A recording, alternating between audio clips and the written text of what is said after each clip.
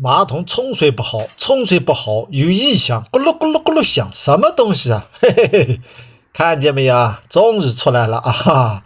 好，今天给个客户说马桶里面冲水就咕噜咕噜响，根本不能用，只能用小号啊！嘿嘿，说几年功夫了，他们这仓库的啊，就是小摇号，反正一冲水就咕噜咕噜咕噜响。你看见啊？这个水啊，嘿嘿，冲不走啊！我大的小的我都试过了，就是弹簧就咕噜咕噜咕噜响。我说你这个里面有一个硬东西的，哎，咕噜咕噜响。想什么呢？我们看一下我们这个弹簧啊，我们用这个头也给它刷过，嘿，进去搅过，搅的没感觉，搅不到头，反正知道的在那边还打不到洞口。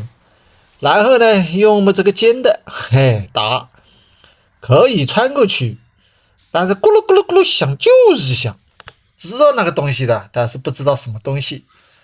哎，我们还有一个高科技的东西，嘿嘿，好看这它的啊，手感要有数，嘿嘿，手感绝对要有数。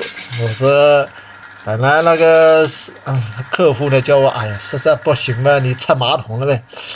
我说我试试看，我一般都不用拆马桶。我说，嘿嘿，看晶晶的运气不运气？哟吼，看一下，运气好，嘿嘿。看见啊，我说不要拆马桶，呵呵，他都弄得急死的，说你这个弄得忙死了，弄不出来，咯啦咯啦响，就这个玩意还是玻璃的，你看见啊，还刚好有个洞，哎，可以啊，这个洞紧吧，紧直直的，只要不是这个簧，你根本穿不进去，嘿嘿。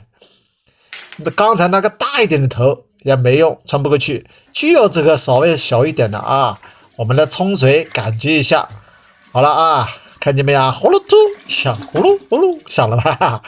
这一段完成了啊！一般人还不。